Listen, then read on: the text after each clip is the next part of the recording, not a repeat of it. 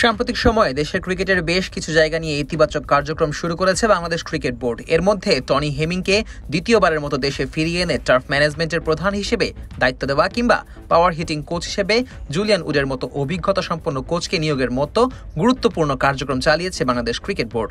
এবার এ প্রসঙ্গে যমুনা টিভির জনপ্রিয় শো স্যাটারডে নাইট স্পোর্টসে কথা বলেছেন বিসিবি পরিচালক নাজমুল আবেদিন ফাহিম। যমুনা টিভির জনপ্রিয় এই অনুষ্ঠানে জনপ্রিয় ক্রিকেট বিশ্লেষক এবং অনুষ্ঠানটির উপস্থাপক সৈয়দ আবিদ হোসাইন সামির সাথে আলাপচারিতায় জুলিয়ান উডের নিয়োগ প্রসঙ্গে কথা বলেন নাজমুল আবেদিন ফাহিম। তিনি জানান, দেখেন, আমরা যদি এখন টেস্ট ক্রিকেট দেখি, এখানে কিভাবে আসলে ব্যাটিং হচ্ছে। 50 ওভারের ক্রিকেটেও নিয়মিত 300-র উপরে রান হচ্ছে। টি-20তে 200 রান তো কোনো রানই না। এইভাবে রান করতে গেলে আসলে যেভাবে ব্যাটিং করতে হয়, আমরা যদি আমাদের দিকে তাকাই, এই মডার্ন ক্রিকেটের সঙ্গে তাল মিলিয়ে চলার জন্য আমাদের হাতে গোনা কয়েকজনই আছেন। তিনি আরও বলেন, হয়তো আগে 2-1 ছিল যারা এভাবে রান তুলতে পারত, কিংবা সাম্প্রতিক সময়েও হাতে গোনা কয়েকজন আছেন, কিন্তু আমরা পুরো দলকে এভাবে পাই না ওই ধরনের ব্যাটিং করার জন্য। এখান থেকে আসলে তাকে আনার পরিকল্পনা আসে। আমাদের প্রধান কোচও তাকে নিয়ে আগ্রহী ছিল। এছাড়া নাজমুল আবেদিন ফাহিম আরও জানান, উডের সাথে যখনই যোগাযোগ করেছি তিনি আসতে সম্মত হলেন। আমরা এই সুযোগটাও কাজে লাগিয়েছি। তিনি আমাদের মেয়েদেরকেও ট্রেনিং করিয়েছে, ছেলেদের সাথে কাজ করছে।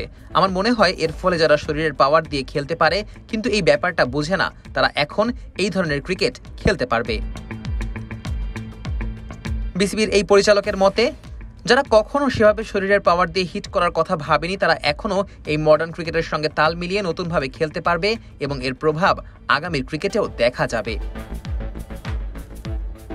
সাম্প্রতিক সময়ে ছক্কা মারার যে প্রবণতা ক্রিকেটারদের মধ্যে বেড়েছে, সেই উদাহরণ টেনে নাজমুল আবেদিন জানান, আমরা ইতোমধ্যেই দেখেছি আমাদের বিগ হিট ছক্কা মারার প্রবণতা বেড়েছে। যদিও এটা কয়েকজন ক্রিকেটারের মধ্যেই সীমাবদ্ধ ছিল, এখন এটা দলের বাকিদের ভেতরও প্রভাব পড়বে। এছাড়া সৈয়দ সামির সঙ্গে আলাপচারিতায় বিসিবির এই পরিচালক সাম্প্রতিক সময়ে যে কোচদের ওয়ার্কশপের আয়োজন করেছে বিসিবি, সে প্রসঙ্গে বলেন, কোচরা এই আয়োজনে বেশ ভালো সাড়া দিয়েছে। আমি নিজেও সেই প্রোগ্রামে ছিলাম। খুব আগ্রহ নিয়েই ওনারা কাজ করেছেন। সেখানে অন্যতম একটা প্রসঙ্গ উঠে এসেছিল যে আমরা কি তরুণদের এই ধরনের ট্রেনিং দিব কিনা। অল্প বয়সী ক্রিকেটারদের আক্রমণাত্মক খেলার ব্যাপারে আগ্রহী করব কিনা, সেটা রিভার্স সুইপ হতে পারে, ওভার দ্য টপ হতে পারে। এ ব্যাপারে আমার উত্তর ছিল, এ ব্যাপারে আমরা যত দ্রুত সম্ভব এই তরুণদের সবই শেখাবো। এরপর ওই ক্রিকেটার ঠিক করবে সে কখন কিভাবে এটার ব্যবহার করতে চায়। এটা এমন হওয়া উচিত নয় যে 18 থেকে 19 বছর বয়স হয়ে যাবে, এরপর এসব নতুন করে শিখবে।